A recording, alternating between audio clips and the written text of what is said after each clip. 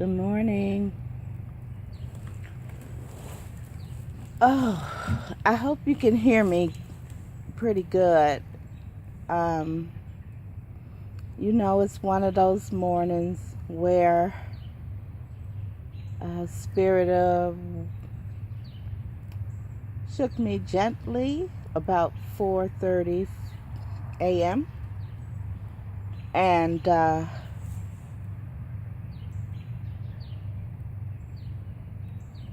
I'm out here in the soul garden and I'm burning sage and listening to the birds, and I saw that geranium. I had it in it. You know how you have to um, pop those uh, flowers that are spent, so that more blooms can come. Um, I had done that yesterday evening, and then set that plant over by the vegetable garden um, to catch the water sprinkler thingy. And so when I came out into the backyard this morning, that was the first red that caught my eye. And so I brought it into the gazebo with me. I wish you could smell the sage and these flags. Some woman, I'm sure, knitted or crocheted these napkin boxes, or on the holiday I put flowers in there for place settings and stuff. So I was just really kind of storing them in here. And but it's the red that really has me. And I wonder if you can really see the angel with the broken wing. I hope you can really see the angel with the broken wing and the sunlight as it is rising, and the rays are there on the house next door. It's the red, I think, that has me. And so I was reflecting on the red, and what is the message for me this morning, that Spirit had for me to understand this morning about the red. And red is one of my favorite colors, and it's called a power color, and it is associated with really strong emotions, really strong thoughts, coupled with really strong emotions like passion and courage, bravery, rage, anger, power. And so now, as I'm saying that, I understand, even as we are talking, or I'm talking, did you hear the things that I said? I said courage and bravery and power and anger and rage and love. Those are the words associated with red. So are you starting to get it? Because I'm getting it. We're on the heels of the funerals of the policemen, and we are turning towards the feeling of the young man that was shot by the police.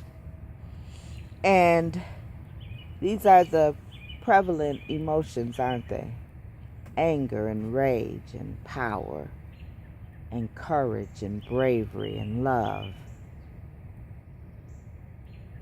So that seems like flip side, right? Courage and bravery and love on one side, okay?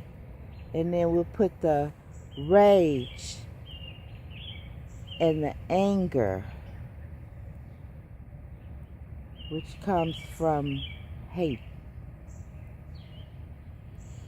or lack of love, but we're going to use the word hate on our visual. So you see that? You see the flowers climbing up. So use that. And so on one side we have the rage and the anger and the hate, and then on the other side we have the bravery and the courage and the love. And then there in the center is the angel with the broken wing, and that's us, humans. That's us. We're represented this morning by the angels with the broken wings, you see? And you see the sun there in the distance, but there we see it, right? And there's our flag, right? And so, America, here we are with our wing broken by anger and rage and hatred, and our hope still climbing, love, and what it takes to move forward in the midst of all this pain, courage, bravery, to move forward, to believe a better thing about ourselves, to believe, not to just limit ourselves to the ideals of the forefathers, because they, in their great capacity and in their ability to envision a country, did not have the vision to account for all of us. And so now we, here in the 21st century, we get to account for all of us. And we have already demonstrated the upheaval that comes with new consciousness. It's like those flowers climbing and those geraniums in the pot. You know, at some point they had to burst up out of soil. They had to break through and reach and climb for the light. And see, the light is coming towards us too. You see that? So too do we have to reach and climb for the light. It is our responsibility now. It is the responsibility of those who hate, who are enraged in anger, and the responsibility of those who are in courage and bravery and love. It is our responsibility to meet here in the middle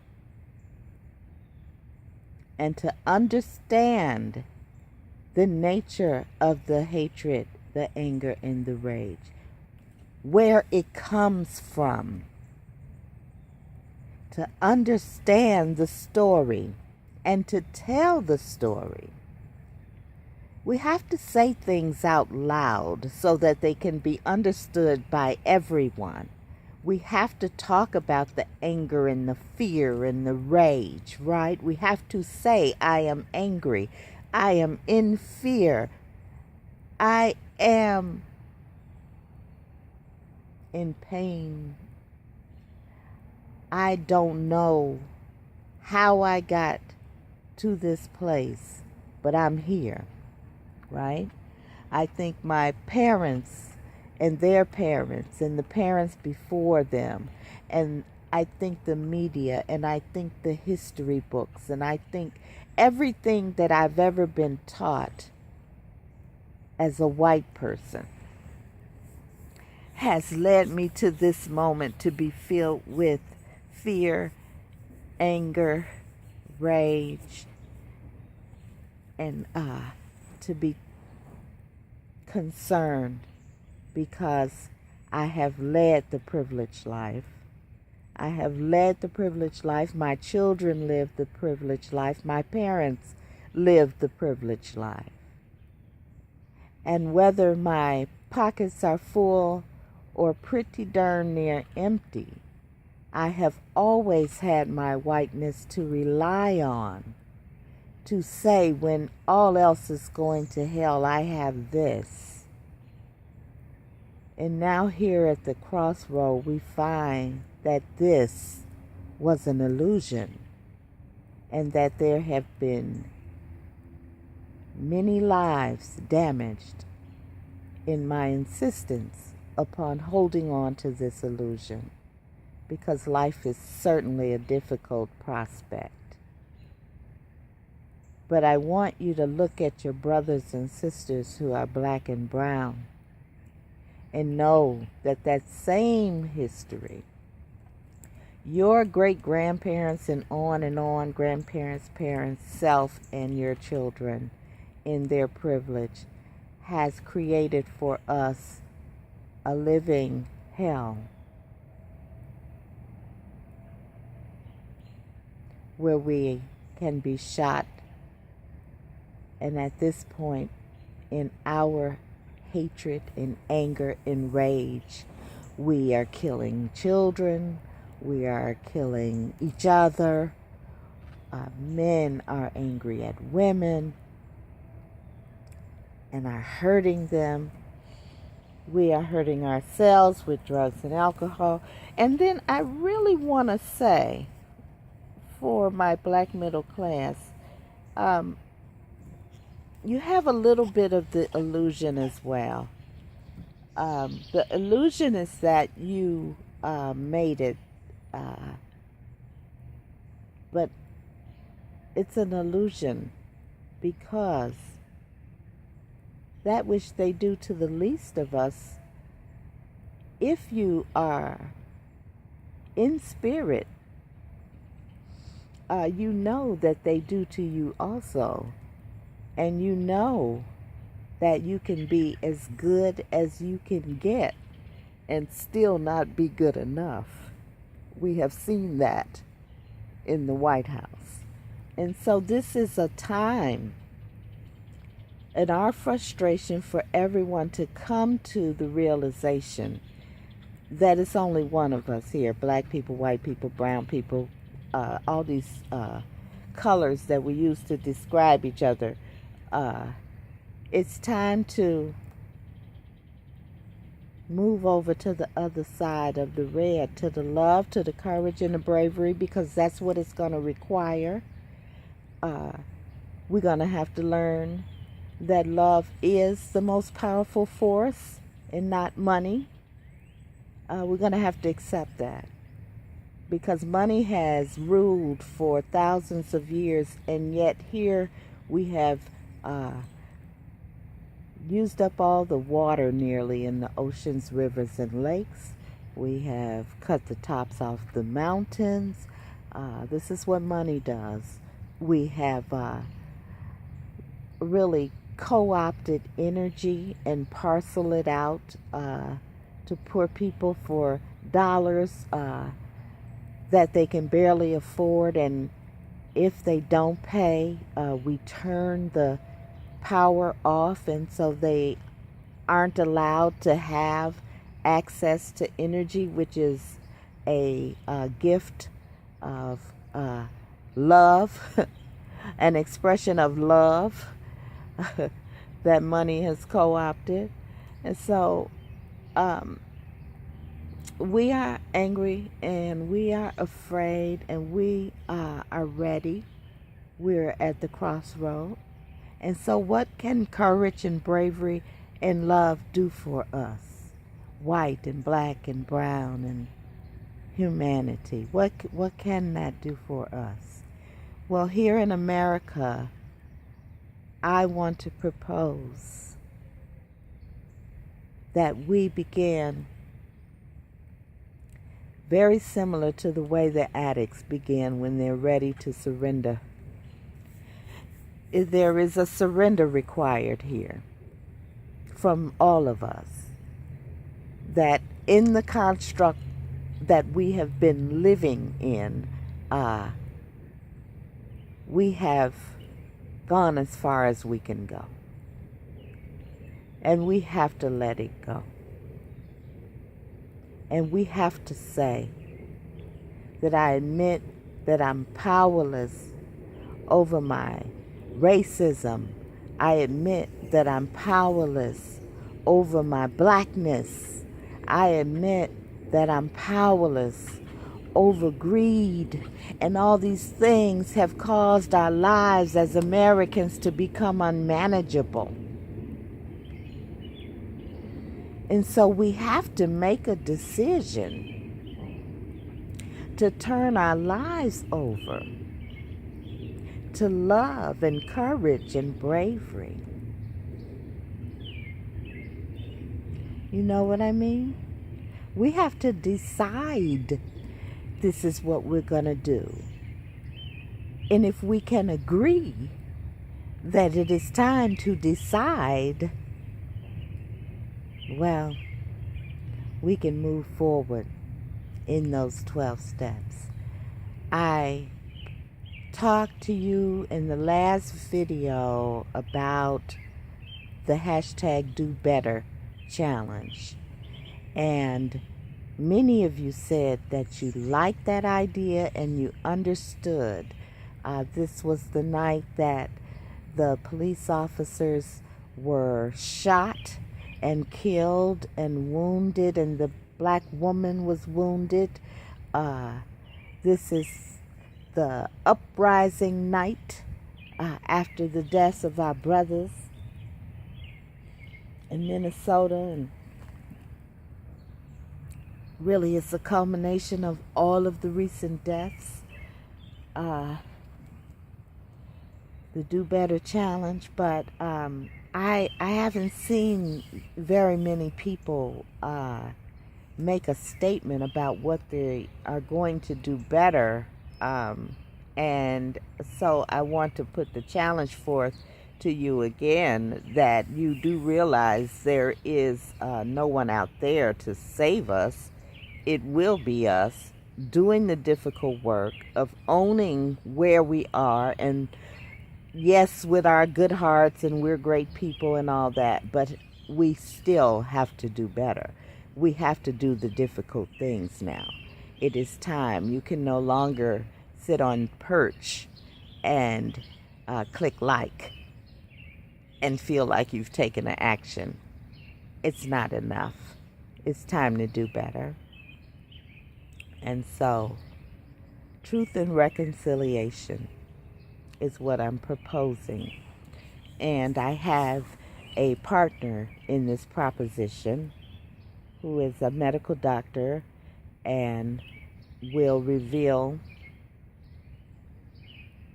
their uniqueness on the planet and their willingness to step forward in this pursuit of justice for all. Truth and reconciliation is what the petition is about, that we began to engage in truth and reconciliation here in America, that we hear these painful stories. I want to hear from the conservative right that is filled with hate towards me. I want to hear their story and know how they came to believe that I am the source of all of their discontent. I want them to tell the stories and free themselves, and I want to tell the story of what hatred has done to my generations. And as I look at my beloved grandchildren and see these cycles go down and down and down. And I want to say stop, but I want to understand the one that is the opposite of me. I want to understand you, and I can only understand you if you tell me the stories of your heart. And I will tell you the stories of my heart. And the middle class will tell the stories of their heart. And the historians will tell the truth of our past. And we can get past this. We can do it. So I'm sending that petition forward, and I do have an expectation that it will not go sent into the void.